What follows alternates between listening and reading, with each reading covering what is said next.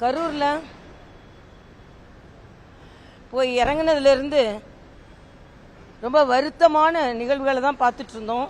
நடக்கக்கூடாத நிகழ்வு நடந்திருக்கிறது. அங்கே உள்ள தாய் தந்தையரை, குழந்தைகளை இழந்த தாய் தந்தையரை பார்க்கும்போது, கணவனை இழந்த மனைவியை பார்க்கும்போது, மனைவி இழந்த கணவனை பார்க்கும்போது, மகளை இழந்த தாய்களை பார்க்கும்போது உண்மையிலே ரொம்ப வருத்தமான ஒரு சம்பவம். இதுக்கு நியாயம் கிடைக்கணும். இனிமேல் இதை மாதிரி ஒரு சம்பவம் நடக்கவே கூடாது. ஆனால் இதில் காவல்துறை எங்களுக்கு இதில் சம்பந்தமே இல்லை, 10,000 பேர் தான் வரணும்னு நினச்சாங்க, 30,000 பேர் வந்துட்டாங்க அப்படின்லாம் சொல்றது எந்த விதத்திலையும் ஏற்றுக்கொள்ள முடியாத ஒன்று. இப்போ பர்மிஷன் கொடுக்கும்போது ஒன்று கொடுக்கலாம். நானும் அட்மினிஸ்ட்ரேஷனில் இருந்திருக்கேன். ஸோ ஐஎஸ்லேருந்து ரிப்போர்ட் வேற வேற இடத்துலேருந்து அதிகமாக இன்ஃப்ளோ பீப்புள் வராங்கன்னா அதுக்கேற்ற மாதிரி நம்மளோட பாதுகாப்பு நடவடிக்கையை மாற்றணும். அது மட்டுமல்ல, அங்கே அதிகாரிகள் யாரும் பெருசாக வரவும் இல்லை.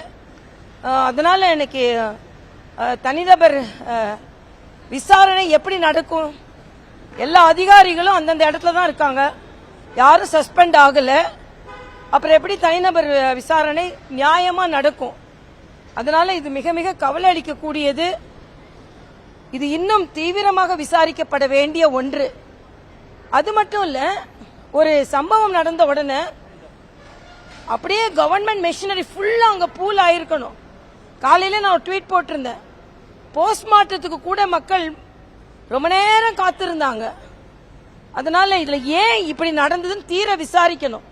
ஒன்னு கரண்ட் போச்சா இல்லையா, ஜெனரேட்டர் தான் ஆஃப் பண்ணாங்களா இல்லையா, மரத்துல இருந்து கீழே விழுந்தாங்களா இல்லையா, மரத்துல இருந்து கீழே விழுந்து அந்த காவாய்க்குள்ள விழுந்தாங்களா இல்லையா, இல்ல ஆம்புலன்ஸ் எப்படி வந்தது, ஆம்புலன்ஸ் வந்ததுனால ஒரு உயிரை காப்பாத்துறேன்னு பல உயிர் போச்சா, இல்லனா அங்க கல்லு எரியல அப்படின்னு ஏடிஜிபி சொல்றாரு. ஆனா செருப்பு எரியப்பட்டிருக்கிறதுன்னு விஷுவல்ஸே நம்ம பாக்குறோம்.